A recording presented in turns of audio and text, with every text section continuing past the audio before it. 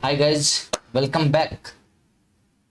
This is demo lecture number 4, right? 4 और हम कर रहे हैं चैप्टर सप्लाई, सबसे प्यारा और सबसे सुंदर चैप्टर। और आज मेरे पास थोड़ा कम वक्त है तो मैं पूरा नहीं कराऊंगा। मैं शायद 1-1.5-2 घंटे का लेक्चर ले पाऊंगा, 1.5 घंटे के आसपास। देखते हैं कितना हो पाता है। तो मैं बेसिकली आज लेक्चर एज सच आप ये नहीं कह सकते कि कुछ नया ज़्यादा कराऊंगा, बट हाँ कल तक जहाँ कराया था बेसिकली उन्हीं चीज़ों को कराऊंगा, और जो लास्ट में कुछ चीज़ें कराई थी उसको मैं अच्छे से कराऊंगा दोबारा से। कुछ चीज़ें जैसे गिफ्ट वगैरह का मैंने छोड़ दिया था, बोला था एग्जाम्पल वगैरह मैंने दिए बिना निकल गया था। और क्वेश्चन आंसर बनाएंगे हम आज। बनाएंगे नहीं, बेसिकली न्यूमेरिकल क्वेश्चन है ही नहीं इस चैप्टर के अंदर। ये चैप्टर है ही बड़ा प्यारा सा। इसमें सारे आपको अभी तक आपको क्वेश्चन लगा ही नहीं होगा, कुछ सॉल्व करने वाला क्वेश्चन है। हाँ, इसके बेसिस पे पूरा जीएसटी लॉ है तो क्वेश्चंस वहां बनेंगे, बट इस चैप्टर के अंदर एटलीस्ट आपको सिर्फ लीगल फैक्ट्स के ऊपर ही चलना है। तो अपन देखो अभी तक हम क्या पढ़ चुके हैं, सिर्फ एक डेफिनेशन का, सप्लाई का 7 सबसेक्शन 1 क्लॉज ए, बस अपन देख चुके हैं। सप्लाई के लिए गुड्स और सर्विस होना का सर्विस का होना जरूरी है, कंसिडरेशन का होना जरूरी है, और बिजनेस कनेक्शन होना जरूरी है।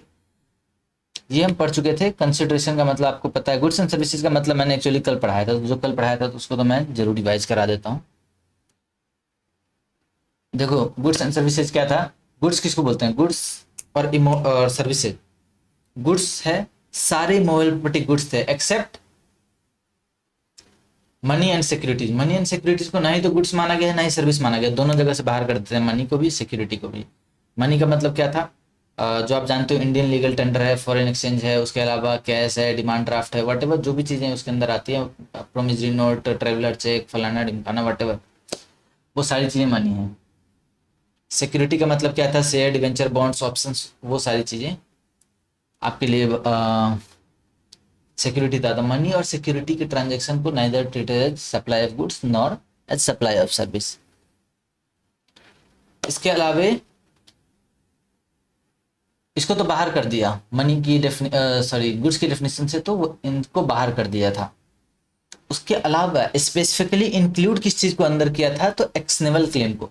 एक्सनेबल क्लेम को गुड्स की डेफिनेशन में लाया। हालांकि शेड्यूल 3 है एक जो बोलता है कि किसी भी तरीके, शेड्यूल 3 क्या बोलता है? शेड्यूल 3 बोलता है transactions which are neither treated to be supply of goods nor a supply of service. उसको ना तो गुड्स का सप्लाई माना जाएगा ना सर्विस का सप्लाई माना जाएगा। जब ना तो वो गुड्स है ना सर्विस, इसका मतलब उसके ऊपर सप्लाई है ही नहीं, वो उसके ऊपर जीएसटी लगेगा ही नहीं, तो उसको जीएसटी से बाहर कर दिया है। ठीक है, एक्सनेबल क्लेम को बाहर कर दिया। हालांकि बोला कि गुड्स होगा, पर एक्सनेबल क्लेम को बाहर कर दिया। लेकिन 3 एक्सनेबल क्लेम को उन्होंने बाहर नहीं किया, जो कि अभी भी जीएसटी लगेगा, गुड्स की तरह ट्रीट किया जाएगा। वो है लॉटरी, बेटिंग और गैम्बलिंग। ये 3 चीजों को जीएसटी के अंदर रखा गया था। गुड्स की डेफिनेशन में था कि मोबाइल प्रॉपर्टी सारे हैं एक्सक्लूडिंग मनी सिक्योरिटी, इंक्लूडिंग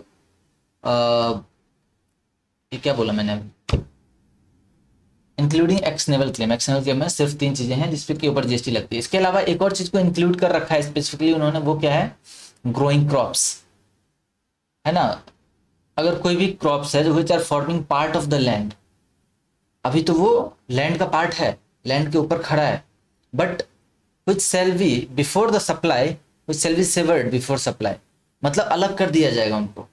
ऐसी चीजें अगर इस तरीके के ग्रोइंग क्रॉप्स वगैरह आते हैं तो उनको भी हम लेके चल जाते हैं गुड्स की डेफिनेशन के अंदर। ग्रोइंग क्रॉप्स, ग्रास और things attached to forming part of the land which are agreed to be severed, जिसको अलग किया जाएगा सप्लाई करने से पहले। उसके बाद सर्विस क्या है? सर्विस है anything other than goods, money and security. Money security को तो इधर का ना इधर का, वो कहीं का नहीं बचता है। और यहाँ पे गुड्स के अलावा जो भी चीजें बच गई, गुड मनी सिक्योरिटी तो वैसे ही बाहर है, और गुड्स के अलावा जो भी चीजें हैं वो सर्विस है। मतलब इन तीनों चीजों के अलावा जो भी चीजें वो सब सर्विस है। एक चीज याद रखना, everything other than money securities and goods. Goods, money and security के अलावा जितना कुछ आपको समझ में आ रहा है ना, सब सर्विस है। जो गुड्स नहीं वो सब सर्विस है एक्सेप्ट मनी एंड सिक्योरिटी। और उसके अलावा इन्होंने, हालांकि देखो मनी और सिक्योरिटी को बाहर कर दिया, बट यूज ऑफ मनी उसको बाहर नहीं किया। यूज ऑफ मनी जैसे आपने ब्याज पे दे दिया किसी को, पैसे दे दिए है ना, लोन दे दिया किसी को आपने, उससे जो आपको ब्याज और मिल रहा है उसके ऊपर जीएसटी लगेगा। वो सर्विस की डेफिनेशन में फॉल करती है। जीएसटी लगेगा कि नहीं वो छोड़ दो आप, मतलब सर्विस की डेफिनेशन में फॉल करती है। उसके बाद है conversion of money. Conversion of money का मतलब एक फॉर्म से दूसरे फॉर्म में कन्वर्ट करा दिया आपने, डॉलर से इंडियन रुपये में करा लिया, डॉलर को आपने कन्वर्ट करवा लिया कोई और फॉरेन करेंसी के अंदर, मतलब यूरो मान लो, पाउंड मान लो, उसके अंदर आपने कन्वर्ट करा लिया। तो ऐसे केसेज में जो सर्विस है अगर उसके अंदर एज सच अमाउंट मिल रहा है तो वो तो मनी का ट्रांजेक्शन हो जाएगा, जीएसटी नहीं लगेगा। लेकिन अगर कुछ ना कुछ कमीशन ले रहा है, उस कमीशन के ऊपर जीएसटी लगेगा। उस कमीशन को बेसिकली सप्लाई ऑफ सर्विस माना जाएगा। उसी तरीके से आप हो सकता है बड़े डिनोमिनेशन, आप 2000 का नोट हो, आप खुले छोटे कराते हो, छोटे छोटे डिनोमिनेशन में वो करा रहे हो, आपको डिपॉजिट के बदले अगर कुछ प्रोसेसिंग फी लग रहा है, वो सारे सर्विस मानी जाएगी। यानी कुछ ना कुछ अलग से कंसिडरेशन जा रहा हो, एज इट इज अमाउंट जा रहा है और आ रहा है, तब तो कुछ नहीं है, मनी का ट्रांजेक्शन है, कुछ भी नहीं लगना है, ठीक है। उसके लिए सेपरेट कंसिडरेशन चार्ज हो रहा हो, ये याद रखना, सेपरेट कंसिडरेशन चार्ज हो रहा हो। उसके बाद कहते हैं फैसिलिटेटिंग और अरेंजिंग ट्रांजेक्शन सिक्योरिटीज। सिक्योरिटीज मैंने बोला, सिक्योरिटीज वेल्थ क्रिएशन के पर्पज से लोग उसको खरीदते या बेचते हैं, उसके ऊपर काहेगा जीएसटी लेना। 18% जीएसटी लोगे, लोग 15% कमा रहे हैं साल का, 18% तुम जीएसटी लेके बैठ जाओ। तो transaction in securities as such तो उसके ऊपर जीएसटी नहीं लगेगा। लेकिन याद रखना, अगर इसको फैसिलिटेट कराने की जो सर्विस दे रहा है, यानी जो ब्रोकरेज है, जो 0.01%, 1% तो कोई ब्रोकर नहीं लेता, 0.1% या उससे कम ही लेते हैं लोग, या कुछ तो फ्री है, ब्रोकरेजेज फ्री है। लेकिन जहां पे अगर ब्रोकरेज लग रहा है, उस ब्रोकरेज के ऊपर जो जीएसटी है, ब्रोकरेज क्या है, मैं शेयर थोड़ी खरीद रहा हूँ, शेयर खरीदा और मेरे अकाउंट में आया, पर जो शेयर खरीदने की सर्विस दे रहा है, ये ई कॉमर्स ऑपरेटर की तरह जो बैठा हुआ है ना, एक तरीके से यहाँ से शेयर खरीदता है रिलायंस कंपनी की, आपको दे देता है, सेकेंडरी मार्केट से उठाता है, आपको दे देता है, मतलब आपके बदले वो अपने पास ही रखता है, देता नहीं है आपको। तो एक तरीके से आपके बदले में जो फैसिलिटी जो प्रोवाइड कर रहा है, तो ब्रोकरेज लेता है, ब्रोकरेज के ऊपर जीएसटी लगेगा, सर्विस माना जाएगा ब्रोकरेज को। अदर देन दैट सिर्फ सिक्योरिटीज की ट्रांजेक्शन को नहीं माना जाएगा, ब्रोकरेज को माना जाएगा। ये था अपना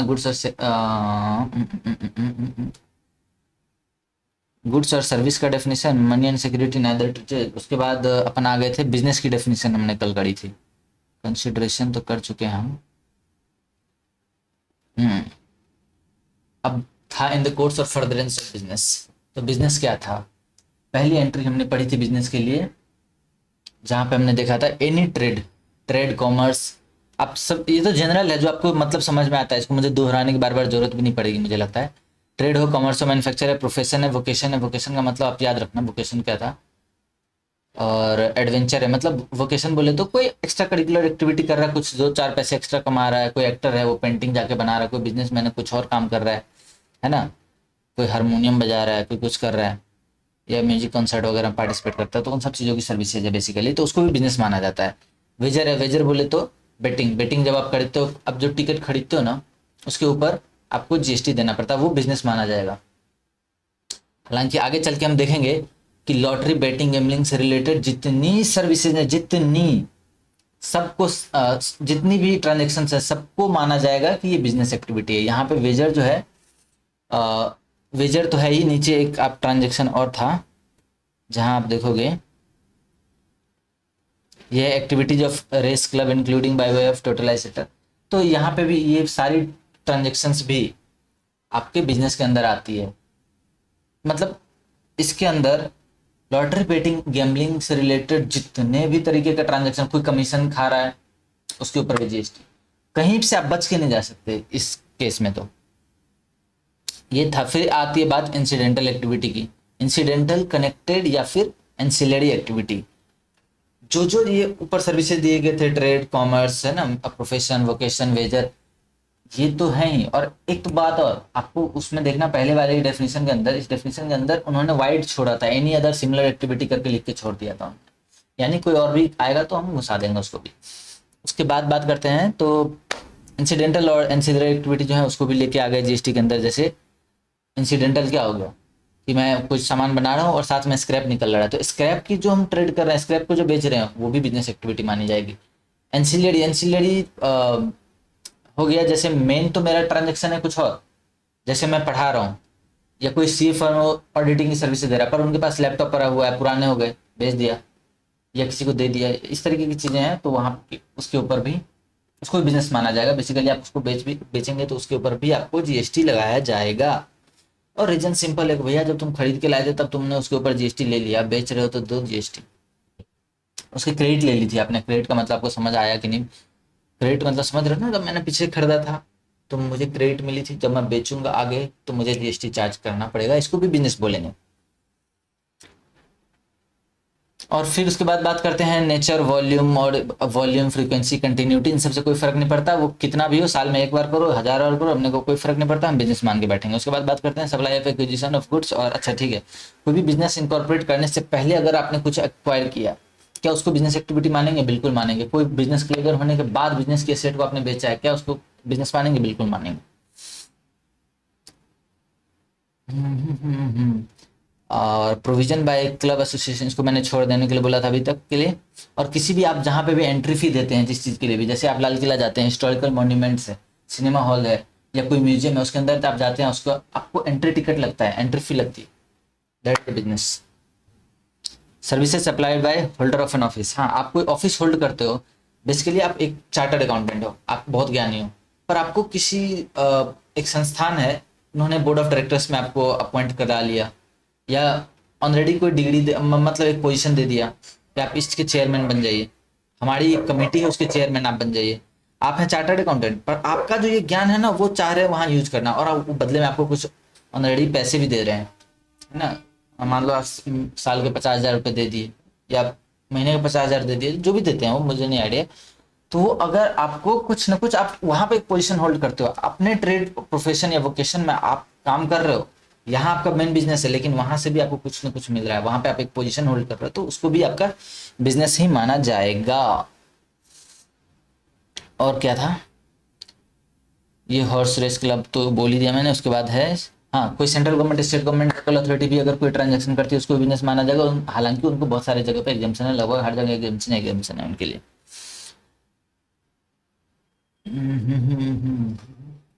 हाँ, इसके बाद हम बेसिकली देखो सप्लाई का जो हम फर्स्ट चीज देख चुके थे, इसके बाद हम मूव कर चुके थे 7(1)(c) की तरफ।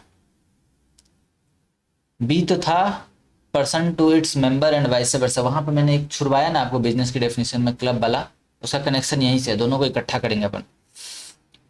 उसके बाद है import of services for consideration, sorry इसको भी नहीं करना है अभी, ये कर रहे हैं हम लोग। इसका भी कनेक्शन है बेसिकली शेड्यूल 1 के ही एक टॉपिक से। शेड्यूल 1 में एक एंट्री आ रही थी इंपोर्ट ऑफ सर्विसेज वाली, अपन बात करेंगे उसके लिए। अभी हम कल ये कर रहे थे कि services without consideration, supply without consideration as specified in schedule 1। Schedule 1 क्या बोलता है? कुछ ऐसे, शेड्यूल 1 ऐसे कुछ ट्रांजेक्शन है जहां पे कंसिडरेशन ना हो तो भी सप्लाई मानेंगे। ये जो 3 कंडीशन है ना, कि आपके पास गुड्स सर्विसेज होना चाहिए, कंसिडरेशन होना चाहिए, बिजनेस पर्पस होना चाहिए, इसको डिफीट कर देता है ये। शेड्यूल 1 बोलता है मैं प्रिवेल करूंगा, ऐसे ट्रांजेक्शन उन्होंने गिनवा दिए कि भैया ये अगर शेड्यूल 1 में फॉल कर गए ट्रांजेक्शन, तो कंसिडरेशन ना भी हो तो भी हम उसको सप्लाई मानेंगे।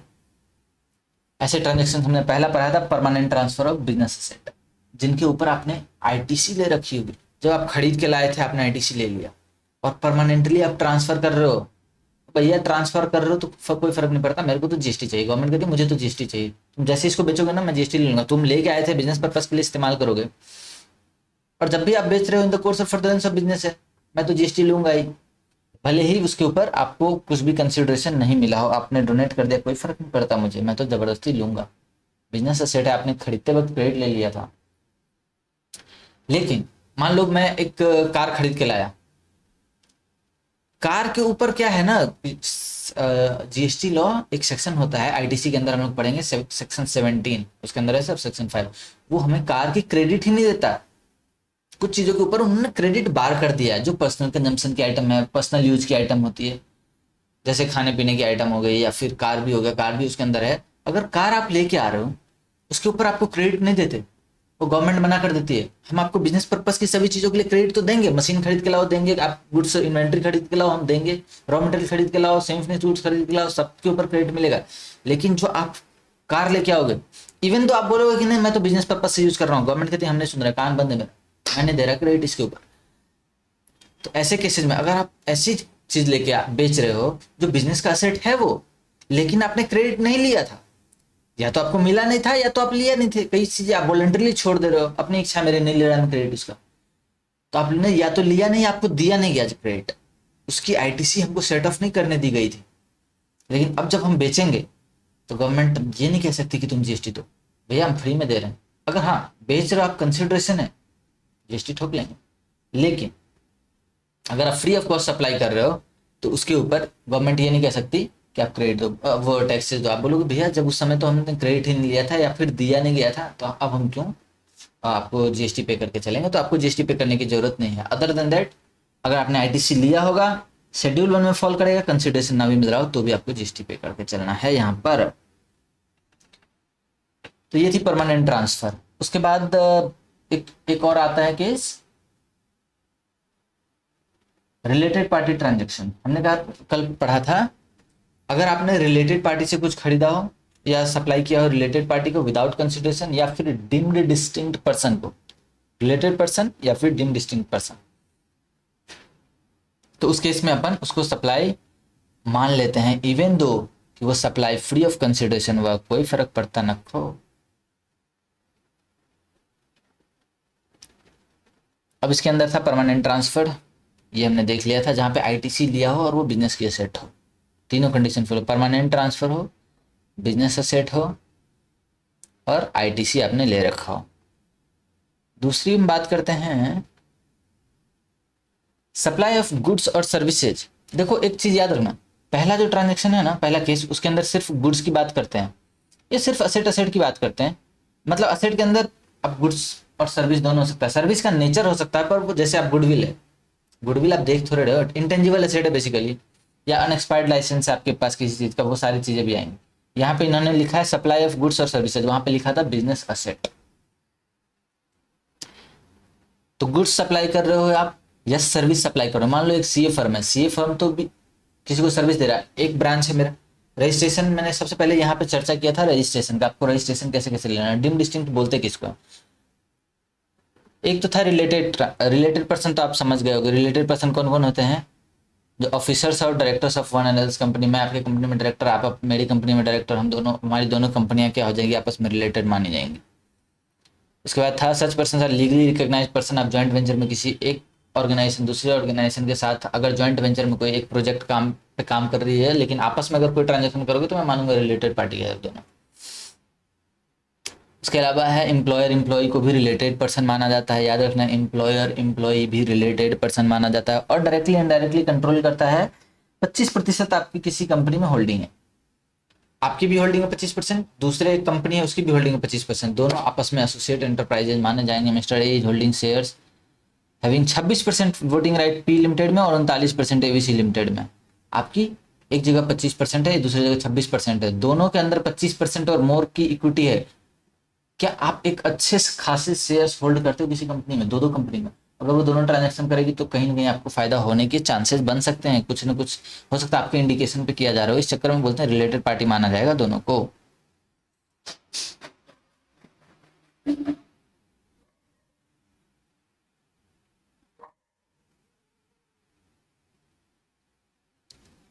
उसके बाद है एक जो है आप डायरेक्टली इनडायरेक्टली किसी को कंट्रोल करो, यानी आप किसी कंपनी के अंदर 50% है होल्ड कर रहे हो और वो कंपनी आगे फर्दर किसी कंपनी में 70% होल्ड कर रही है, यानी आप इसके बॉस वो उसका बॉस, तो आप तो दोनों के बॉस हो गए। तो आपकी और सबसे पीछे वाले की तीनों किसी की ट्रांजेक्शन अगर किसी के साथ भी होगा तो रिलेटेड पार्टी माना जाएगा, दोनों को रिलेटेड पर्सन बोला जाएगा। और बोथ हम directly indirectly control by third person, है ना, कोई 50% मेरे अंदर भी इक्विटी होल्ड कर रहा है, कोई यहाँ पे भी होल्ड कर रहा है, तो हम दोनों आपस में माने जाएंगे रिलेटेड पर्सन। या फिर XYZ और PQR, नहीं सॉरी ABC और PQR दोनों मिलकर कंट्रोल कर रहे हैं XYZ, तो ABC और PQR को भी माना जाएगा रिलेटेड पर्सन। फैमिली मेंबर है, स्पाउस और चिल्ड्रन को हमेशा माना जाता है। उसके अलावा पेरेंट्स ग्रैंड पेरेंट्स तब माने जाएंगे, ब्रदर सिस्टर्स तब माने जाएंगे जब दे आर होली और मेनली डिपेंडेंट हो। तो उसके अलावा था कि एक था कि एसोसिएट, अगर आपके कोई सोल एजेंट है, सिर्फ आप ही के लिए काम कर रहा है ना, सोल एजेंट हो गया या फिर सोल डिस्ट्रीब्यूटर हो गया या फिर सोल कंसेशनर हो गया, ऐसे केसेज में भी उनको आपका रिलेटेड पर्सन माना जाएगा, दोनों के बीच के ट्रांजेक्शन को रिलेटेड पर्सन के बीच का ट्रांजेक्शन माना जाएगा। उसके बाद है डिम डिस्टिंक्ट किसे कहते हैं, देखना डिम डिस्टिंक्ट क्या था कि मेरे को रजिस्ट्रेशन लेने की जरूरत कहाँ कहाँ पड़ती है। सबसे पहले registration section 25 sub section 4 CGST act, 4 और 5 दो सेक्शन है आपके पास। सेक्शन 4 ये कहता है, सब सेक्शन 4, कि आपको हर स्टेट के अंदर रजिस्ट्रेशन लेना है। ठीक है, हर स्टेट के अंदर अलग अलग रजिस्ट्रेशन लेना है। और सेम स्टेट के अंदर आप चाहें तो एक भी रजिस्ट्रेशन ले सकते हैं, लेकिन दो बिजनेस के वर्टिकल हैं, आप चाहते हैं आपको दो लेना, आपकी ऑप्शन है। आप चाहते हैं कि मैं जूते वाले डिवीजन के लिए अलग से रजिस्ट्री में रजिस्ट्रेशन लेता हूँ और वॉच के डिवीजन के लिए अलग से रजिस्ट्रेशन लेता हूँ, तो आप दो रजिस्ट्रेशन ले सकते हैं। उस तरीके से आपके हर स्टेट में दो रजिस्ट्रेशन हो जाएंगे। या फिर ऐसा भी हो सकता है कि आप एक ही रजिस्ट्रेशन लेके चलो, भाई जूता भी और बिजनेस वॉच भी दोनों को मैं एक ही रजिस्ट्रेशन से लूंगा, तो आप एक स्टेट के अंदर एक ही रजिस्ट्रेशन भी रख सकते हैं, या फिर एक स्टेट के अंदर दो रजिस्ट्रेशन भी रख सकते हैं। ये तो बात हो गई एक स्टेट की। लेकिन जब आपका कारोबार 2 3 4 10 स्टेट में फैला हुआ, तो हर स्टेट के अंदर इस तरीके से आपको रजिस्ट्रेशन लेनी पड़ेगी। ऐसा नहीं है कि आप एक स्टेट में रजिस्ट्रेशन ले लोगे या एक जगह रजिस्ट्रेशन होगा, हर जगह हर स्टेट में तो मैंडेटरी रजिस्ट्रेशन। उसके अंदर पर्टिकुलर स्टेट के अंदर भी अगर आपको डिवीजन है आपके, तो आप चाहो तो उसके अंदर भी बाइफरकेट करके दो दो सेपरेट रजिस्ट्रेशन रख सकते हो आप। 2 10 जितने मर्जी उतने रजिस्ट्रेशन रख सकते हो। उसके बाद हाँ 4 क्या बोलता है कि आपका किसी एक स्टेट में रजिस्ट्रेशन है, ठीक है, एक एस्टेब्लिशमेंट है आपका इस स्टेट के अंदर, मान लो बिहार के अंदर आपका एक, छोड़ो कुत्ता भौंक रहा है, भौंकने दो, अपन देखते हैं। एक स्टेट के अंदर आपका ऑलरेडी रजिस्ट्रेशन है, ठीक। अब दूसरे स्टेट के अंदर आपकी अगर कोई एस्टेब्लिशमेंट है, उसको हमेशा डिस्टिंक्ट एस्टेब्लिशमेंट माना जाए। इसका मतलब क्या, एक चीज समझो, आप ध्यान से सुनना मेरी बात को, मैं नया चीज बता रहा हूँ, कल शायद मैंने नहीं बताया था ये बात। कुछ चीजें मैं चाह रहा था कि ये रजिस्ट्रेशन चैप्टर के टाइम पे ही करे, पर अभी बता दे रहा हूँ, अब याद आ रहा है तो मैं बता ही दे रहा हूँ। देखो, आपको क्या करना है, उस स्टेट के अंदर, किसी पर्टिकुलर स्टेट के अंदर आपकी सिर्फ और सिर्फ एग्जेम्प्ट सप्लाई वो हो रही है, सॉरी नॉन जीएसटी सप्लाई। अगर मान लो आप शराब बेच रहे हो, एक एग्जांपल भी है पन्ने का, यहाँ पे एक एग्जांपल भी है, इसके अंदर देखो क्या है। आप एक स्टेट में तो नॉर्मल बिजनेस कर रहे हो, आपको जीएसटी की रजिस्ट्रेशन ले लिया, दूसरे स्टेट में आप शराब बेच रहे हो, भैया alcoholic liquor for human consumption section 9 बोलता था कि जीएसटी इसके ऊपर लेवी ही नहीं होगा। आपको याद है ना, चार्जिंग सेक्शन 9 से सेक्शन 1 में पढ़ा था, CGST shall be levied on all intra-state supplies of goods and services or both except on supply of alcoholic liquor for human consumption। Human consumption के लिए, जो इंसान को पीने के योग्य जो शराब है, उस शराब को जीएसटी से बाहर रखा गया है, करेक्ट। और दूसरी तरफ आप एक नॉर्मल बिजनेस कर रहे हो, आपका एक स्टेट के अंदर एक नॉर्मल बिजनेस है जिसके ऊपर आपको जीएसटी की रजिस्ट्रेशन लेनी है, दूसरा ऐसा स्टेट के अंदर, मान लो यूपी के अंदर आप शराब बेच रहे हो, और शराब में आपको प्योरली जीएसटी से बाहर है। अब जीएसटी से बाहर है, जब जीएसटी देना नहीं है तो रजिस्ट्रेशन क्यों लेना भाई। उस स्टेट के अंदर आपको रजिस्ट्रेशन लेने की भी कोई जरूरत नहीं है, लेकिन एक स्टेट में आपने रजिस्ट्रेशन लिया। अब चूंकि ये आपके पास एक ही रजिस्ट्रेशन है, ये तो रजिस्टर्ड ही नहीं है जीएसटी के अंदर, लेकिन इन दोनों को भी माना जाएगा कि डिस्टिंक्ट पर्सन है, डीम्ड डिस्टिंक्ट पर्सन। एक ही हो सकता है, एक ही ग्रुप के अंदर दोनों कंपनी, दोनों जगह बिजनेस हो रहा हो, पर आपका एक जगह कारोबार जो है, वहां पे ऐसे गुड्स सर्विसेज सप्लाई हो रहे हैं जिसके ऊपर जीएसटी लगता है, और ये दूसरी तरफ एक ऐसा चीज है जहां पे जीएसटी की लेविएबिलिटी ही नहीं उठती, वहां पे आपको रजिस्ट्रेशन लेने का कोई जरूरत नहीं है। ऐसे केसेज में भी आपको माना जाएगा कि दोनों डीम्ड डिस्टिंक्ट पर्सन है, और अगर यहां से यहां गुड्स मूव होती है या सर्विस मूव हो रही है, फ्री ऑफ कॉस्ट जीएसटी लगा दिया जाएगा। देखो ये एग्जांपल क्या बोलता है, Rishabh enterprises registered supply owns an air condition restaurant in Maharashtra. अब देखो,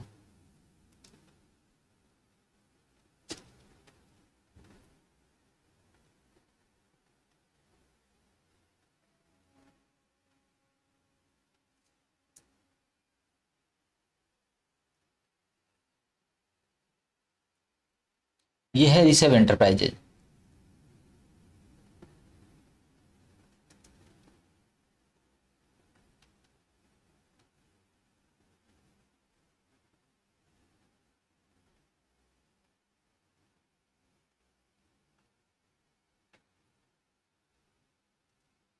अब इसने क्या बोला है, owns an air condition restaurant. अब ये इनका रेस्टोरेंट है मान लो,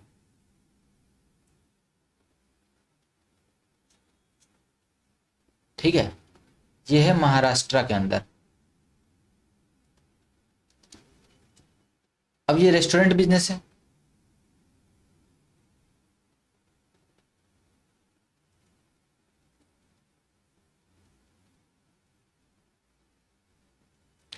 और दूसरा आपका it has opened a liquor shop in Raipur Uttarakhand. यहां पे एक बियर बार है, ठीक है, ये है आपका शॉप।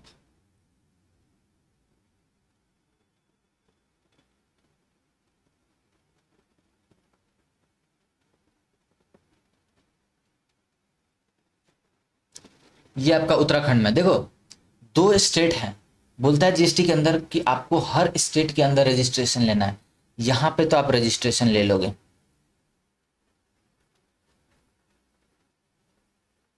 पर यहां पे तो मैं लीकर बेच रहा हूं। Section 9 subsection 1, GST not applicable.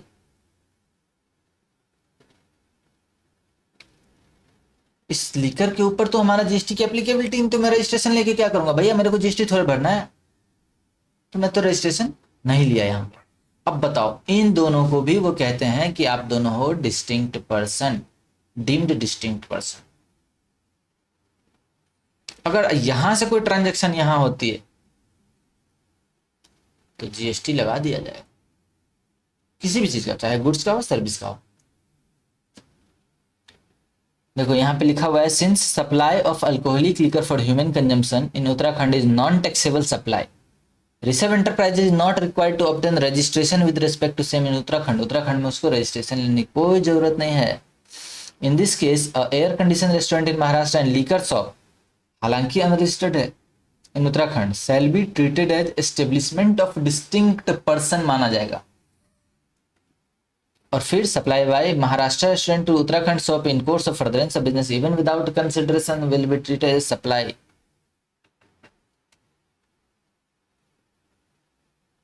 का समझे? हाँ सर समझ गए, कुछ तो समझ में आया मेरे को।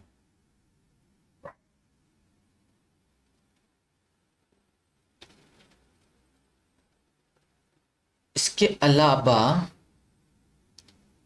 मेरे पास ना कुछ चैप्टर्स, कुछ क्वेश्चंस भी हैं, मैं वो क्वेश्चन भी आपको करवा के चलता हूँ।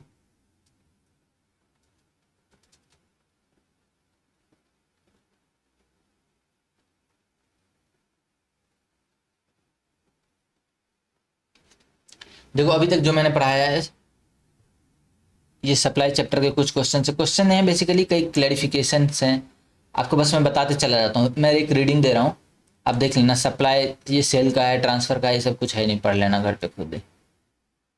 बार्टर है, अच्छा देखो मैं बार बार कहता हूँ जीएसटी तब लगेगा जब बिजनेस पर्पस होना चाहिए। अब Rishabh buys a car for his personal use, अब बताओ ये पर्सनल यूज के लिए कार खरीदा है, and after sells it to a car dealer, कुछ दिन बाद उसने, 1 साल बाद उसने कार डीलर को बेच दिया, तो क्या यहाँ जीएसटी लगेगा? बिजनेस पर्पस एब्सेंट है, जीएसटी नहीं लगेगा। तो यहाँ पे लिखा हुआ है supply not in made by Rishabh in the course of furtherance of business, अगर not in the course of furtherance of business है तो जीएसटी नहीं लगेगा। उसके बाद है Manikarnika sold her old gold bangles and ear rings to Aabhushan jewellers को बेच दिया। Sale of gold jewellery by an individual will not constitute as same is not in the course और furtherance of the business of individual. अब personal asset है भाई, बेच रही तो क्या हो गया, बिजनेस की थोड़े करने के लिए खरीदा था। फिर वोकेशन, वोकेशन की बात आ रही है, देखो वोकेशन में क्या रखा है, सुनंदा आचार्य फेमस एक्टर है, paints some painting and sell them, painting बनाता है और बेच देता है। The consideration from such sale is donated charitable trust, क्या इसको बिजनेस बोलेंगे? बिजनेस बोलेंगे। वोकेशन की डेफिनेशन के अंदर मैं आ रहा था। क्लब एसोसिएशन टू मेंबर्स, अच्छा ये तो पढ़ा नहीं अभी आपने। एडमिशन टू एनी प्रेमाइसेज पढ़ रखा था हमने। देखो यहाँ पे क्या है कि services by way of admission to cinema hall amusement park are considered as supply as these, कुछ भी स्पेशल नहीं है। एक्टिविटीज ऑफ रेस क्लब की बात हो रही थी। अब देखो, royal turf race club is engage in facilitating the wagering, betting करवाता है। मैंने बोला ना आपको, लॉटरी बेटिंग गैम्बलिंग से रिलेटेड सारी ट्रांजैक्शन बिजनेस कहलाएगी। ऑन हॉर्सेज, वेजरिंग कराता है, ये फैसिलिटेट करता है वेजरिंग को on horses through totalizator for providing the services of facilitating wagering transaction.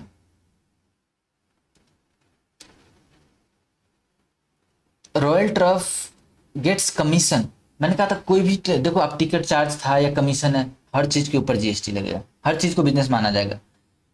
तो फिर इवन दो कि फॉर फैसिलिटेटिंग ट्रांजेक्शन के लिए, ट्रांजेक्शन फैसिलिटेट करने के लिए आपको कमीशन मिलता है, उसको भी यहाँ पे लेके आ गए।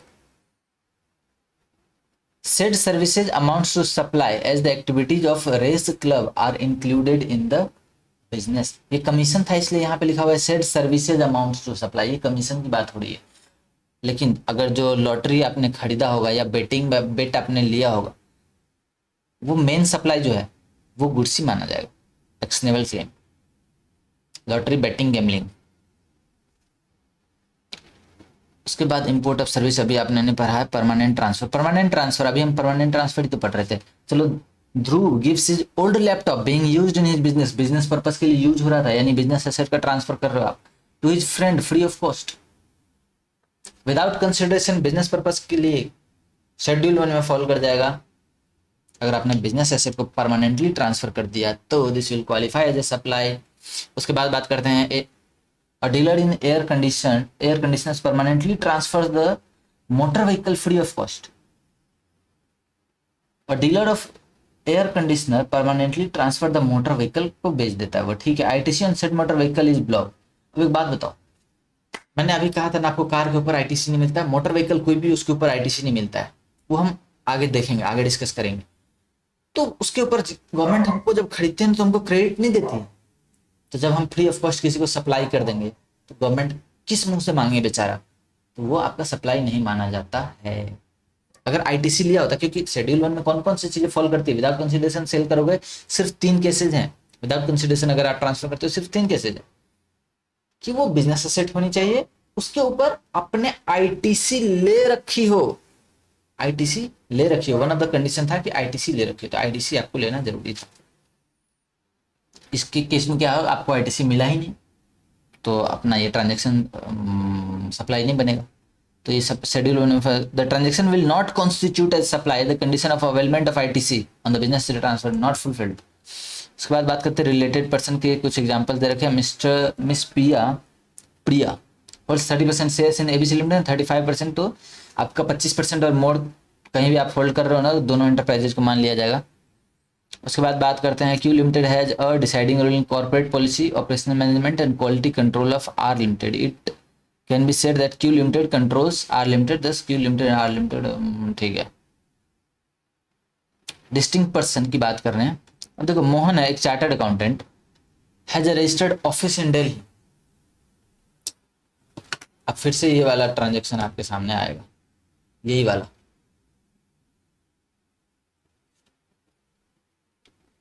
सीए है, उसका अपना ऑफिस है, ठीक है।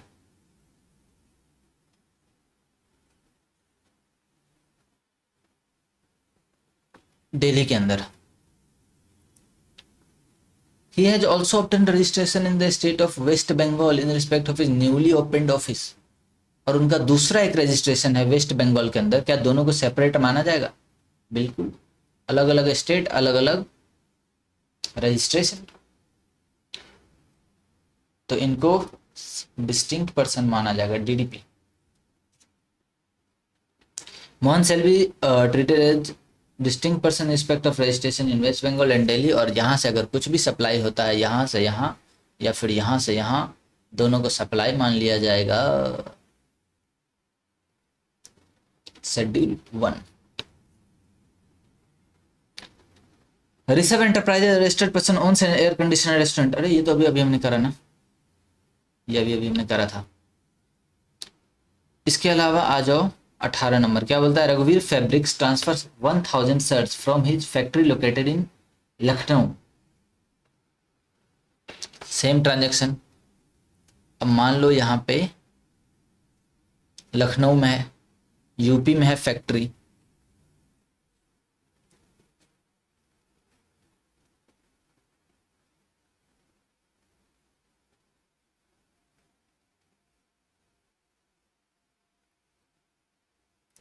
ठीक है, ये फैक्ट्री है आपकी यूपी के अंदर। Lucknow to his retail showroom in Delhi. अब बताओ, दो स्टेट के अंदर अगर आपका कारोबार है तो आपको क्या दोनों जगह रजिस्ट्रेशन लेना पड़ेगा? हाँ, यहां पे भी लोगे आप रजिस्ट्रेशन, और ये है कहाँ पे है, ये इन दिल्ली, ये है दिल्ली, यहाँ पे भी लोगे आप रजिस्ट्रेशन। दोनों का रजिस्ट्रेशन नंबर होगा अलग अलग, दोनों का मान लिया जाएगा कि आप हो डीम्ड डिस्टिंक्ट पर्सन। और अगर आप कुछ भी सेल कर रहे हो without cost, free of cost, तो उसके ऊपर लगा दिया जाएगा, सप्लाई बना दिया जाएगा और जीएसटी लगा दिया जाएगा। So that same can be sold from there, वहाँ से बेचा जा सकता है, इसलिए उसने वहाँ भेज दिया।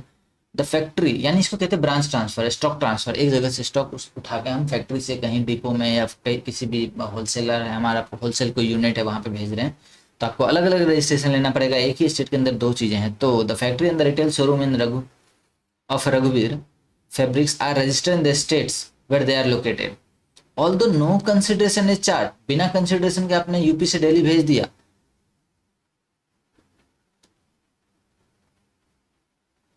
Supply of goods from factory to retail showroom constitute supply, इसको सप्लाई माना जाएगा। उसके बाद बात करते हैं, अगला एग्जांपल है रघुवीर fabrics transfer 1000 shirts from his factory located in Lucknow, Lucknow to his Kanpur. अब बताओ इसने क्या किया, यहां पे तो डीम डिस्टिंक्ट पर्सन हो गया। एक और केस लेके चलते हैं, एक ये है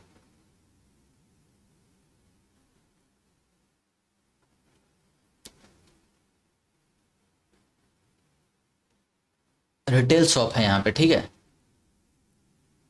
ये यूपी में था, ये यूपी में था लखनऊ में एलके, और ये भी यूपी में है, ये है कानपुर। अब बताओ मैंने क्या बोला था, आप एक स्टेट के अंदर एक ही रजिस्ट्रेशन लो।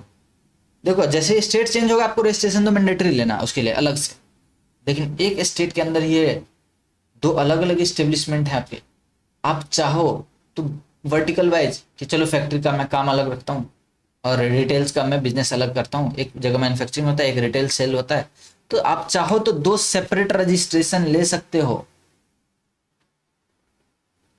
आप चाहो तो दो सेपरेट रजिस्ट्रेशन ले सकते हो, इसके लिए अलग रजिस्ट्रेशन लिया और इसके तो अलग थे ही, तो यहाँ पे इस दोनों को भी मान लिया जाएगा डीम डिस्टिंक्ट पर्सन। यहां से यहां जो जाएगा वहां पे भी सप्लाई बन जाएगा।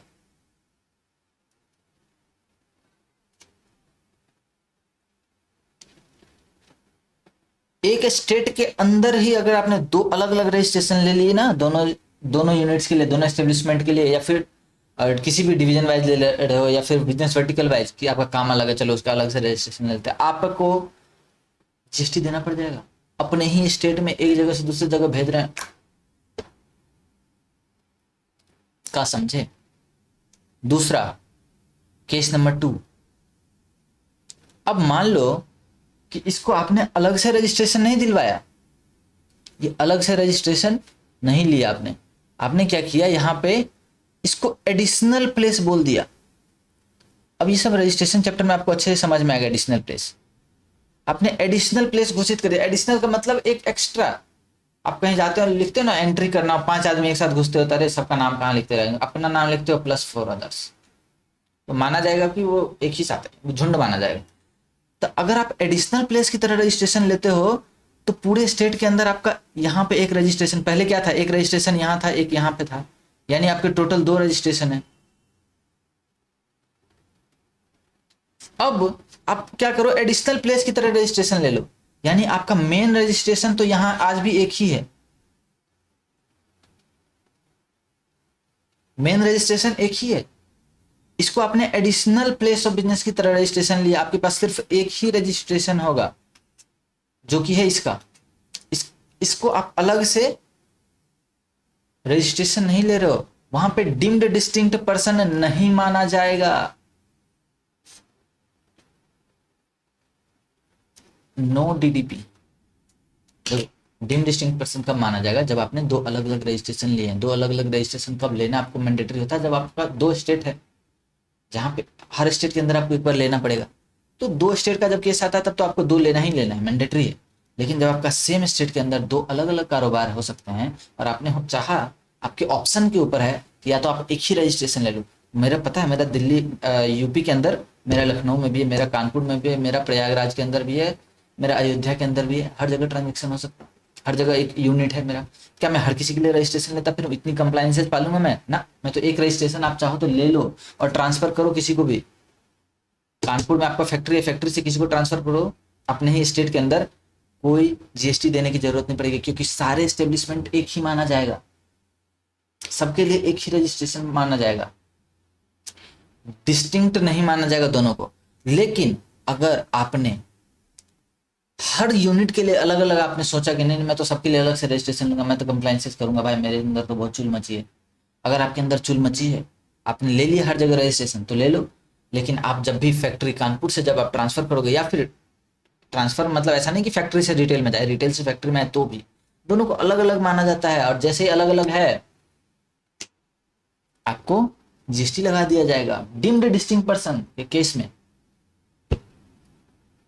ठीक है, अब आपको समझ में आ गया ना? आप चाहो तो एडिशनल प्लेस की तरह रजिस्ट्रेशन ले लो, मतलब आप ये कह दो कि मेरा कानपुर में तो रजिस्ट्रेशन है और बाकी मेरे एडिशनल प्लेसेज हैं, एक number 1 additional place number 1 Ayodhya, additional place number 2 Kanpur, sorry Lucknow, या जहाँ कहीं भी हो। मतलब आप ये बता सकते हो एडिशनल प्लेस नंबर, मेरा मेन बिजनेस तो ये है और छुटपुट छुटपुट यूपी के अंदर 4 और जगह पे, कोई दिक्कत नहीं, एक ही माना जाएगा। आप ट्रांसफर करो, कोई डिस्टिंक्ट पर्सन माना नहीं जाएगा। और जब तक डिस्टिंक्ट नहीं माना जा रहा है, फ्री ऑफ कॉस्ट सप्लाई कर रहे हो, जीएसटी नहीं लगेगा। अब इससे ज्यादा तो इस चैप्टर के अंदर नहीं है, एक कॉन्स्टिट्यूशन का चैप्टर है। इसके अलावा भी कुछ केस क्वेश्चंस थे सप्लाई चैप्टर में, आईसीआई के मटेरियल के क्वेश्चंस हैं ये।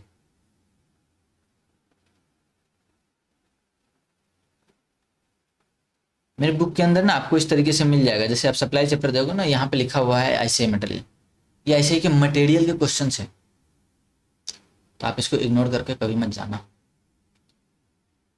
अब ये बताओ, Meghraj and company wishes to commence the business of supplying readymade garments within Punjab and in the neighbouring state of Delhi and Haryana. Punjab में भी करना चाह रहा है और नेबरिंग स्टेट ऑफ दिल्ली और हरियाणा भी करना चाह रहा है।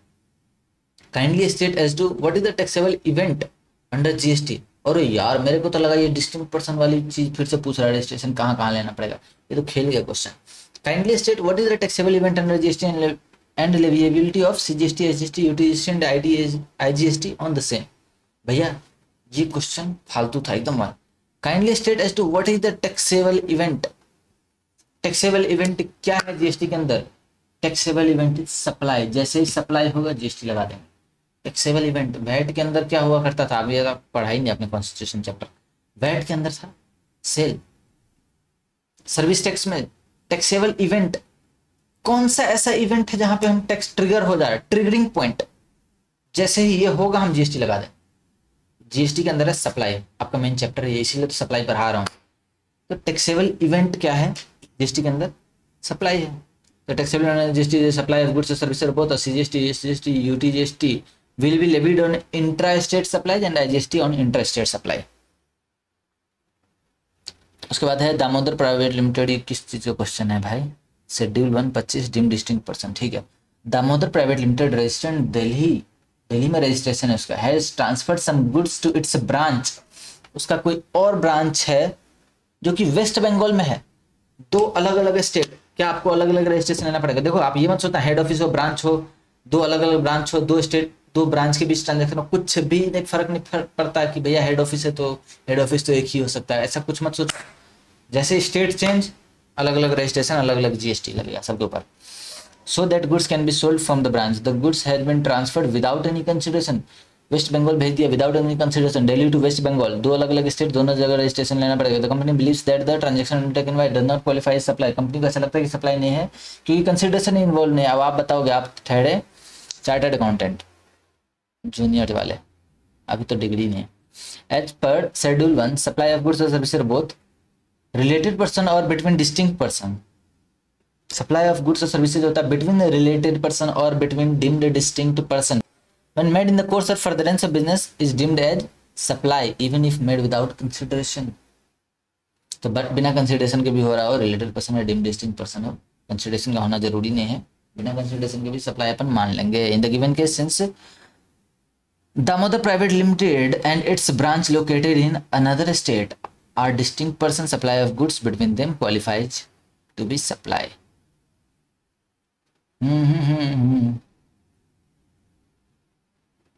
और इसने क्वेश्चन पूछा है कि Prithvi associate is engage in the supply of taxable goods, supply करता है। It inquires from its tax adviser, आपसे कुछ टैक्स एडवाइजरी ले रहा है as to whether an activity can B treated as supply even if made without consideration in accordance with the provisions.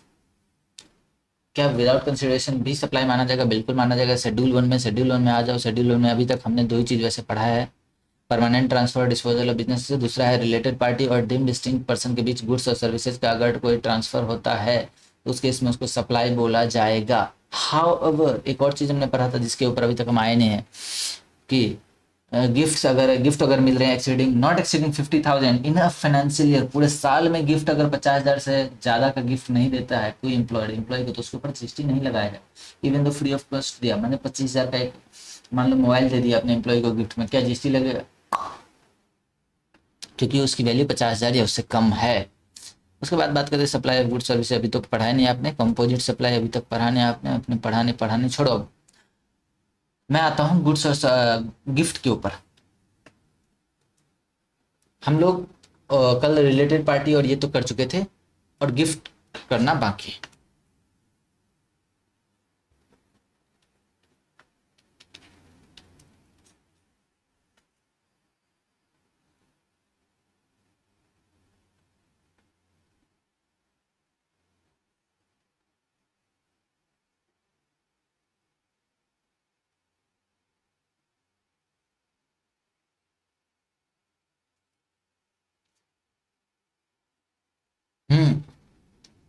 अब देखो, आपको मैं पहले यहां ले जाऊं क्या?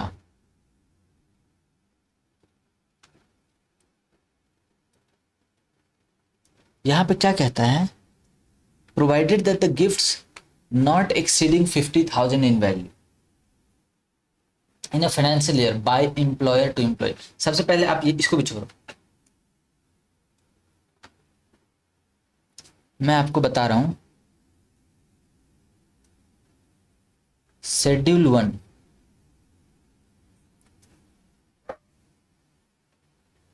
शेड्यूल 3 शेड्यूल 1 में एम्प्लॉयर एम्प्लॉय, आपको याद है ये यहाँ पे क्यों लिखा हुआ है? ये एक प्रोवाइजो क्लॉज था। प्रोवाइजो क्लॉज समझ रहे ना आप? जो पहला वाला एंट्री था कि supplies between related person and deemed distinct person shall be treated supply even if made without consideration, ये था ना।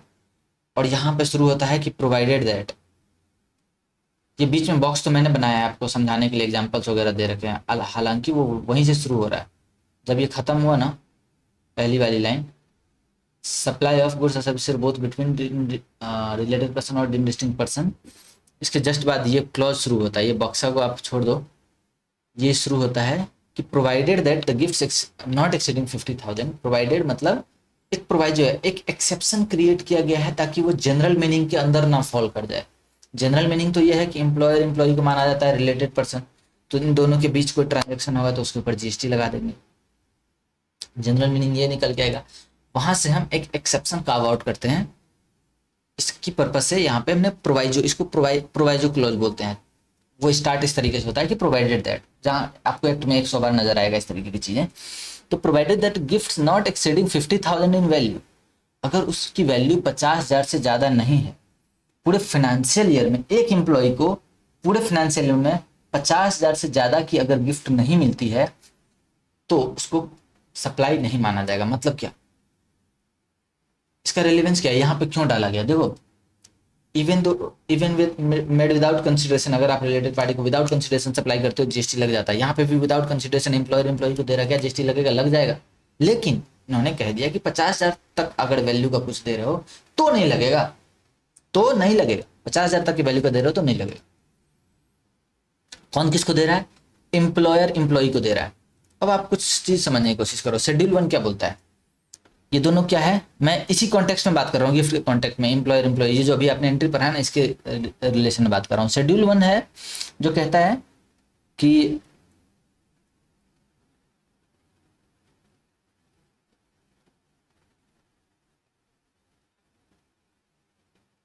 सप्लाई इवन विदाउट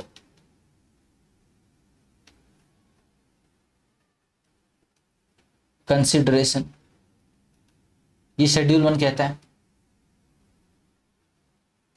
शेड्यूल 3 क्या कहता है दूसरे एंड पे? कि नाइदर अ सप्लाई ऑफ, उसको तो ना ही तो सप्लाई मानता ही नहीं, neither a supply of goods nor supply of services. तो ये तो शेड्यूल 1 तो कहता है हम कि जबरदस्ती सप्लाई मानेंगे, कंसिडरेशन ना भी हो तो भी। शेड्यूल 3 बोलता है कि हम तो मान ही नहीं रहे, हम तो सप्लाई ही नहीं मानेंगे। ठीक, अब ये मैंने हेडिंग डाल दिया, इसका रेलेवेंस क्या क्या है देखो। शेड्यूल 3 जब आप पढ़ते हो ना, अब बताओ एक एम्प्लॉयर एम्प्लॉय के बीच क्या रिलेशन होता है? गलत मत सोचो। मैंने देखा हमारे यहाँ तो एक सेक्रेटरी होती है, पीए होती है, वो पीए की बात नहीं कर रहा हूँ मैं। नॉर्मली रिलेशन क्या होता है? एम्प्लॉयर एम्प्लॉय रिलेशनशिप होता है दोनों के अंदर, उससे आगे कुछ मत सोचना आप, ठीक है? तो एम्प्लॉयर एम्प्लॉय रिलेशनशिप है दोनों के अंदर। क्या आपको लगता है कि इसके ऊपर जीएसटी लगनी चाहिए? एम्प्लॉय काम करता है, employ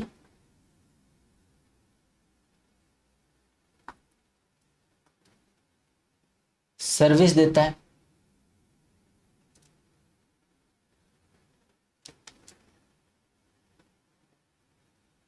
to employer, employer consideration देता है,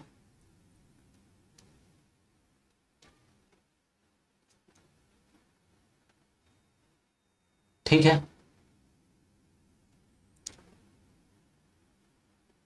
कंसिडरेशन में वो, मैं कैश लिख रहा हूं, मैं मनी लिखता हूं। कंसिडरेशन कई प्रकार से दिए जाते हैं, आपने इनकम टैक्स तो पढ़ रखा है ना, अरे आपको तो, आप तो ज्ञानी आदमी। तो कुछ तो सैलरी भी मिलती है उसे, जिसको मैं मनी लिख लेता हूं, और कुछ उसको मिलते हैं परक्विजिट्स।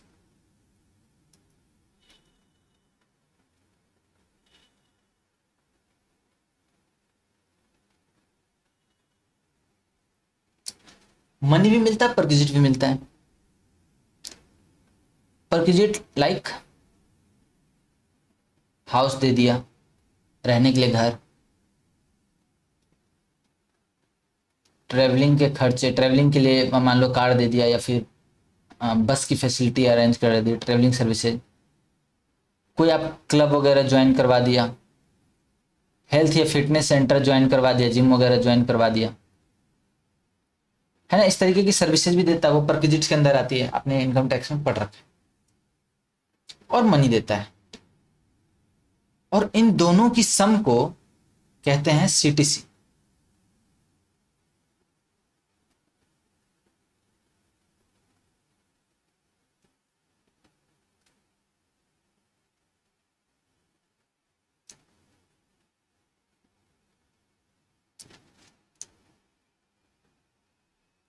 इन दोनों की सम को क्या कहते हैं?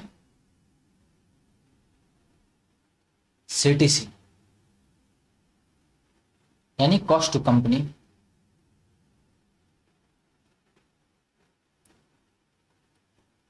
कॉस्ट टू कंपनी का मतलब क्या, कंपनी का टोटल खर्चा कितना हो रहा है उस एम्प्लॉय के ऊपर, उस एम्प्लॉय को वो मनी भी दे रहा है और परक्विजिट्स भी दे रहा है, तो कंपनी को टोटल कॉस्ट कितना आ रहा है, ये दोनों को ऐड करके निकल जाएगा। ठीक, अब देखो हो क्या रहा है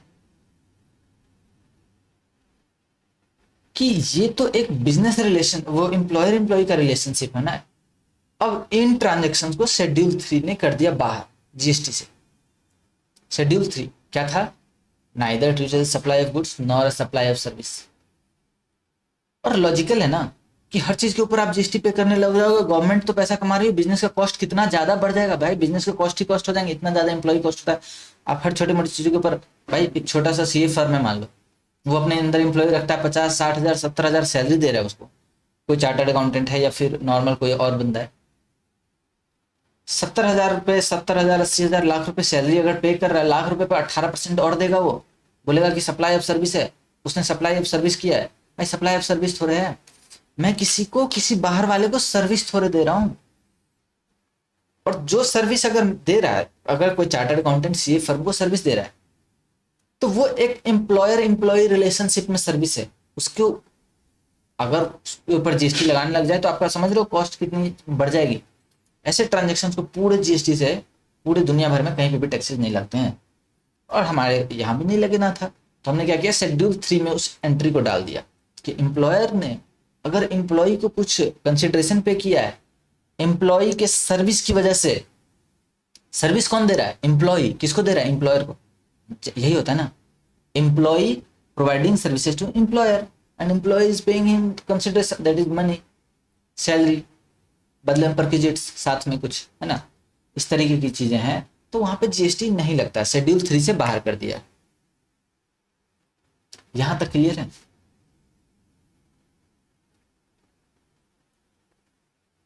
इस ट्रांजेक्शन के ऊपर एम्प्लॉयर एम्प्लॉई का रिलेशनशिप है, और शेड्यूल 3 में अगर आप देखोगे ना, ये शेड्यूल 2 है,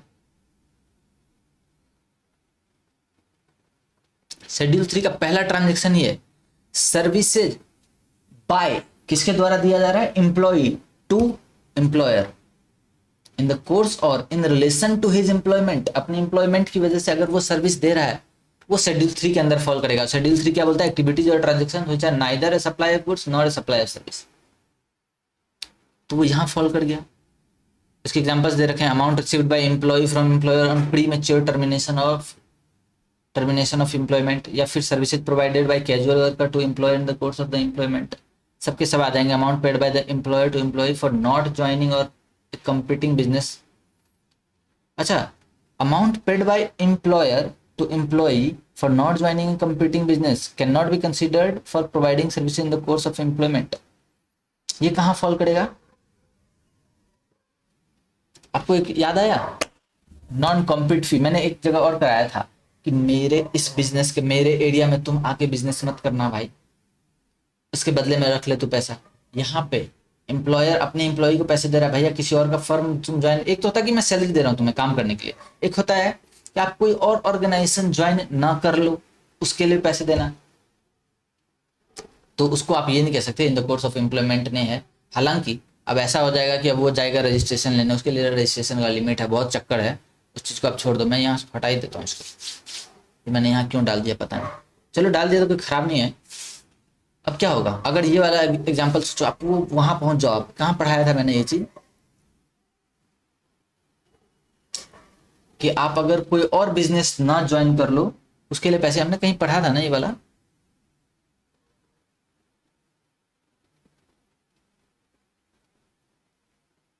हाँ कंसिडरेशन की डेफिनेशन के अंदर था, कंसिडरेशन के फॉर परफॉर्मिंग ए जॉब और फॉर रेफरिंग, वहां पे था ना, refraining from doing an act था कंसिडरेशन के डेफिनेशन के अंदर।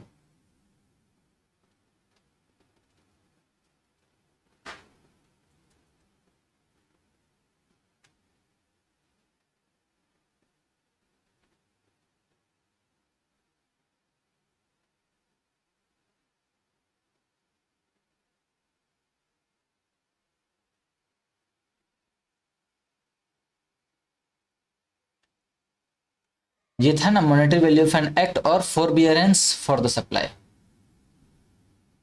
कुछ काम करने के या कुछ ना करने की वजह से पैसे मिल रहे, तो वो बोल रहा है कि तुम कहीं और ज्वाइन मत कर लेना, उसके पैसे दे रहा है। उस केस में कौन किसको सर्विस दे रहा है भाई? ऐसे केस में जो वो एम्प्लॉय था, अगर एम्प्लॉयर उसको पैसे देता है कोई और बिजनेस मत ज्वाइन कर लेना, या कोई और इस तरीके का काम मत शुरू कर लेना जिससे मेरे को ही कंपटीशन देना शुरू हो जाए, या फिर किसी और का तुम बिजनेस ज्वाइन कर लो, ऐसा मत करना। तो वो बेसिकली एक तरीके से एम्प्लॉय जो है एम्प्लॉयर को सर्विस दे रहा होता है उस केस में वो, लेकिन एम्प्लॉयमेंट कॉन्ट्रैक्ट का पार्ट नहीं है, वो कोई और अलग ट्रांजेक्शन है। तो ठीक है, एम्प्लॉयर एम्प्लॉय का रिलेशनशिप जो है, एम्प्लॉय एम्प्लॉयर को सर्विस दे रहा है, जीएसटी से बाहर है, शेड्यूल 3 ने उसको बाहर कर दिया। अब देखो, जो भी चीजें एम्प्लॉयमेंट के दौरान अगर मिल रही थी in relation to his employment, employment contract बनता है जब आप ज्वाइन करोगे ना कहीं पे, तो एम्प्लॉयमेंट कॉन्ट्रैक्ट बनता है, उसमें लिखा होगा आपको इतनी सैलरी दी जाएगी, ये परक्विजिट्स मिलेगा, ये घर मिलेगा, गाड़ी मिलेगा, जो भी मिलेगा, और ट्रैवलिंग अलाउंस मिलेगा, ड्रेस अलाउंस मिलेगा, जो भी चीजें हैं उसके अंदर।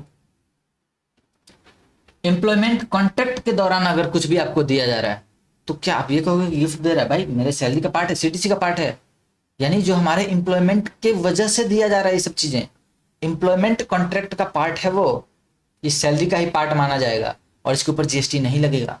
लेकिन एम्प्लॉयर खुश हो गया, दिवाली का समय चल रहा था, उसने आपको कुछ गिफ्ट दे दी, क्या उसने बोल रखा था कि मैं आपको गिफ्ट दूंगा? गिफ्ट का मतलब क्या है? पहली बात तो ये बताओ, गिफ्ट का मतलब क्या है?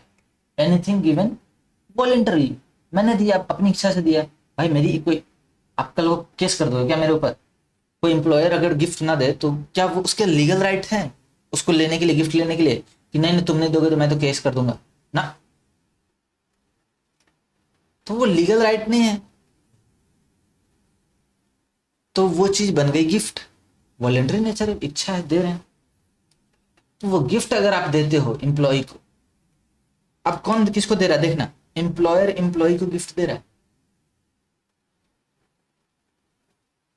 एम्प्लॉयर एम्प्लॉय को दे रहा है। क्या हम मानेंगे कि दोनों रिलेटेड पर्सन है? बिल्कुल, रिलेटेड पर्सन की डेफिनेशन में एक ये भी तो वर्ड आ रहा था कि both of them are related person, related person की डेफिनेशन में आ रहा था वो चीज।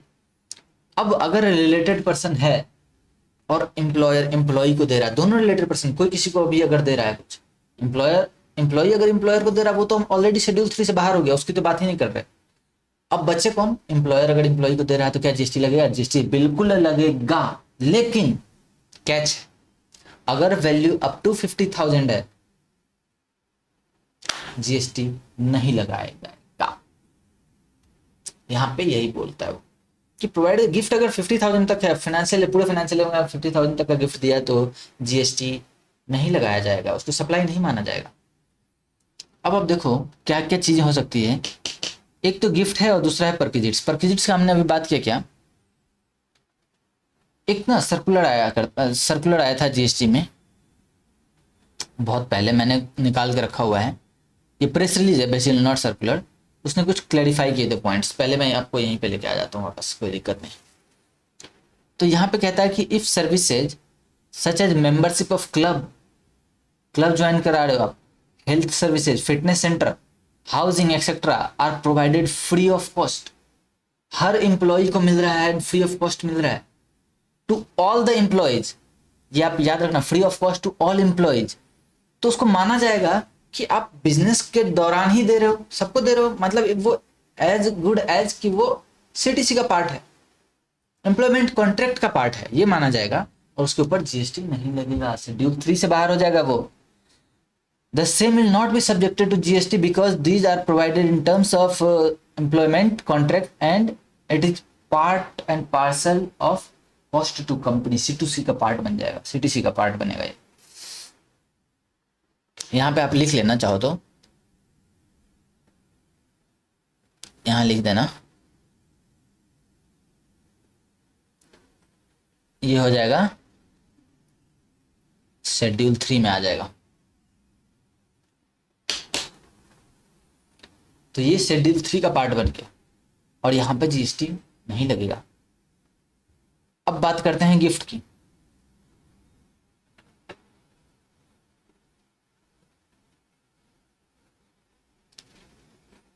अब अगर गिफ्ट दे रहे हैं 50,000 से ज्यादा की वैल्यू है, तो आपको बोलता है कि देखो एम्प्लॉयमेंट कॉन्ट्रैक्ट के दौरान अगर कोई गिफ्ट दिया तो भाई क्यों गिफ्ट किस बात की, अगर एम्प्लॉयमेंट कॉन्ट्रैक्ट में मैं गिफ्ट दे रहा हूं, मैं कह रहा हूं एम्प्लॉयमेंट कॉन्ट्रैक्ट के टाइम पे दे रहा हूं, तो भाई वो तो फिर ये हो गया ना, शेड्यूल 3 में चला जाएगा।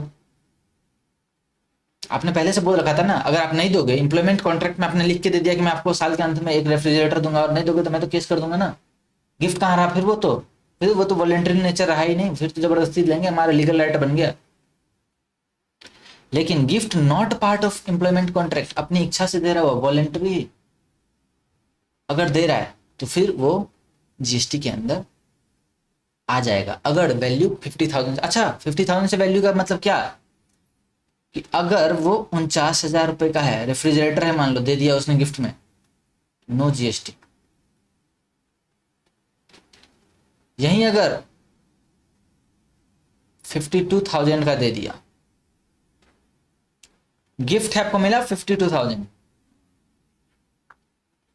किस अमाउंट पे जीएसटी लगाओगे, 52,000 रुपए पे, या फिर 50 से कितना ज्यादा है, 2,000, 2,000 पे जीएसटी लगेगा या 52,000 पे? बताओ बताओ बताओ। पूरे 52,000 पे जीएसटी लगा दे, पूरे 52,000 पे, कोई मोह माया नहीं।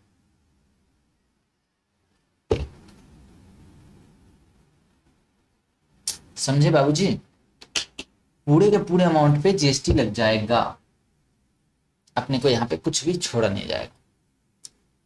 Full amount will be taxable अगर 50,000 से ज्यादा हो गया तो। अब ये देखना, ये पढ़ो एक बार, प्रेस रिलीज आई थी, ये बहुत पहले जीएसटी में आई थी 2017 में, तब हम आर्टिकल शिप किया करते थे, नया नया यही सब करते थे, पूरे दिन फुल पार्ट प्रेस रिलीज पढ़ते रहे। ये क्या लिखा है, it is being reported that gifts and perquisites supplied by companies to their employee will be taxed in GST. ठीक है, gift and perquisite supplied by company to employee will be taxed in GST. Gift up to value 50,000 per year by employee are outside the ambit of GST, उसको बाहर कर दिया, 50,000 तक अगर value है तो जीएसटी से बाहर है। How but gifts of value more than 50,000 made without consideration are subject to GST, और पूरा का पूरा वैल्यू टैक्सेबल हो जाएगा। ठीक है, the question arises as to what constitute a gift. Gift का मतलब क्या है, gift has not been defined in GST law in common parlance. Common parlance का मतलब सामान्य भाषा में, बाजारी भाषा अगर कहा जाए तो गिफ्ट का मतलब होता है कि जो दिया जाए without consideration, in voluntary in nature, अपनी इच्छा है देना है तो उसको जबरदस्ती नहीं है, एंड मेड ओकेजनली, कभी कभार देते हैं। गिफ्ट ऐसा थोड़ा कि डेली सुबह उठे 5 बजे एक बार gift. It can not be demanded as a matter of right, कोई आपका अधिकार नहीं है, आप उसको जबरदस्ती नहीं मांग सकते कि भैया तुम गिफ्ट दो मेरे को, और कोर्ट में नहीं जा सकते, कोर्ट में जाके बोलोगे भैया इसने मेरे को गिफ्ट नहीं दिया, मारेगा कम दोहराएगा ज्यादा। ठीक है ना।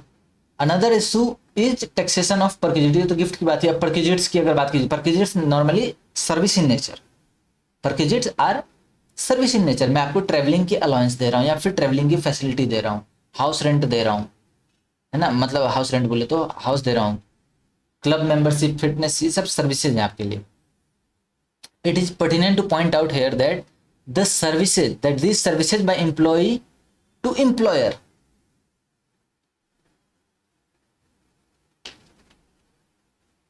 एम्प्लॉय का जो होता है in relation to employment is outside the scope of GST, neither supply of goods not supply of service, schedule 3 में चला जाएगा। अगर एम्प्लॉयमेंट कॉन्ट्रैक्ट के दौरान है तो इट फॉलोज देयर फ्रॉम, उससे ये भी मतलब निकलता है कि supply by employer to employee, employer to employee in terms of contractual agreement, यानी जो कॉन्ट्रैक्ट में लिखा हुआ है वो एक तरीके से सीटीसी का पार्ट बन जाएगा। वो भी तो जीएसटी से बात, जब मेन सप्लाई ही नहीं रहा जीएसटी में तो उसका जो कंसिडरेशन है वो भी तो सप्लाई के बाहर चला जाएगा, वो भी शेड्यूल 3 में फॉल कर गया। वो ट्रांजेक्शन ही बेसिकली शेड्यूल 3 में है, तो उसका जो सप्लाई आप नहीं कह सकते उसको अलग से, वो तो कंसिडरेशन हो रहा होता है बेसिकली एक तरीके से। जो एम्प्लॉय ने सर्विस दिया तो वो कंसिडरेशन में उसके पैसे मिलते हैं, उसके बदले कुछ सर्विसेज भी दी जाती है ना, परक्विजिट्स मिलते हैं, वो सारे जीएसटी से बाहर हो जाएंगे। फर्दर इनपुट टैक्स क्रेडिट छोड़ो इसको। It follows therefore that if such services are provided free of charge to all employees, सभी employee को अगर दिया जा रहा है by employees by employer then the same will not be subject to GST provided appropriate GST was paid when procured। हाँ provided ये था। उसके बाद the same would hold, free housing की बात भी कर रखा है तो उसको भी कॉस्ट ऑफ कंपनी मानते हैं, हाउसिंग भी मैंने बोल रखा है उसके अंदर, तो वो यहाँ आ जाता है। अब एक बात बताओ,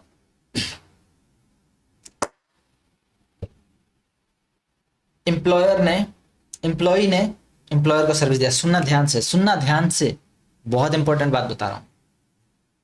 एम्प्लॉय एम्प्लॉयर को सर्विस दे रहा है, ठीक है।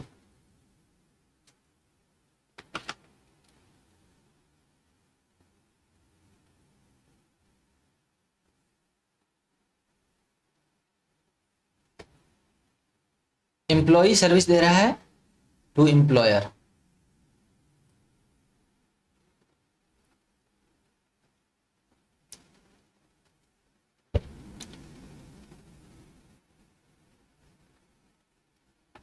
एक सप्लाई, एक ट्रांजैक्शन तो ये हो गया, एक ट्रांजैक्शन तो ये हो गया। दूसरा ट्रांजैक्शन ये है कि कंसिडरेशन ये पे कर रहा है मनी के फॉर्म में भी और परक्विजिट्स के फॉर्म में भी। मनी दे रहा है और परक्विजिट को मैं ऐसा कह सकता हूं कि ये सर्विस है।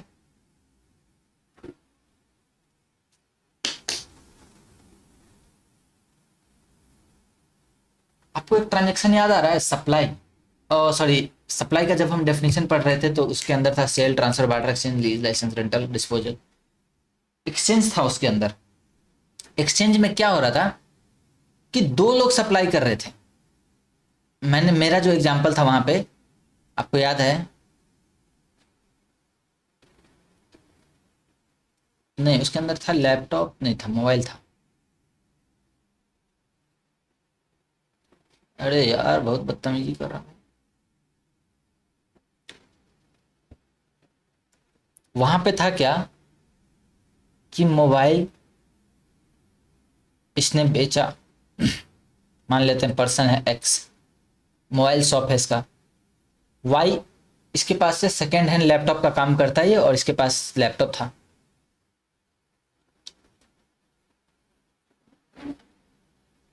मोबाइल एक्स ने वाई को बेच दिया। वाई ने क्या किया, कंसिडरेशन क्या पे किया पता है? पैसे नहीं दिए उसने, एक लैपटॉप दे दिया जिसकी वैल्यू थी 12,000 रुपए, और कैश दे दिया 6,000 रुपए। इसको 18,000 का मोबाइल बेचा था इसने, ठीक है।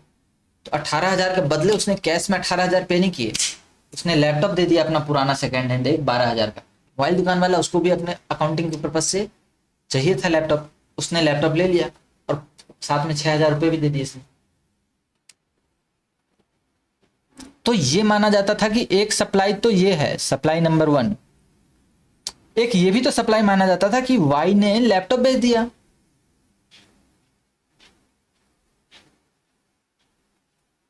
ये एक दूसरा सप्लाई था। मैंने आपको एक्सचेंज के टाइम पे बताया था, बार्टर और एक्सचेंज दोनों केस में क्या था, दो सप्लाई एक साथ एग्जिस्ट कर सकते थे अगर दोनों रजिस्टर्ड पर्सन है और बिजनेस पर्पज से अगर सेल कर रहे होते हैं तो यहां तो दो सप्लाई बन गया। देखो पहला सप्लाई जो है एम्प्लॉय, यहां पे अब मैं यहां पे आ जाता हूं वापस से, इस तरीके से सोचना जरा एक बार। एम्प्लॉयर ने एम्प्लॉय को सर्विस दिया, इसने कह रखा है कि ये सप्लाई जो है एम्प्लॉयर एम्प्लॉय को जो दे रहा है इसके ऊपर जीएसटी नहीं लगाया जाएगा। एम्प्लॉय एम्प्लॉयर को सर्विस दे रहा है, एम्प्लॉय जाएगा रजिस्ट्रेशन लेने और रजिस्ट्रेशन लेगा, कॉस्ट कंपनी का बढ़ेगा, बहुत कुछ होने वाला है, उसको तो बाहर कर दिया गया है। इंडिविजुअल एम्प्लॉय काहे के लिए रजिस्ट्रेशन लेगा और जीएसटी पे करेगा, तो इसको तो शेड्यूल 3 में डाल दिया, ठीक है।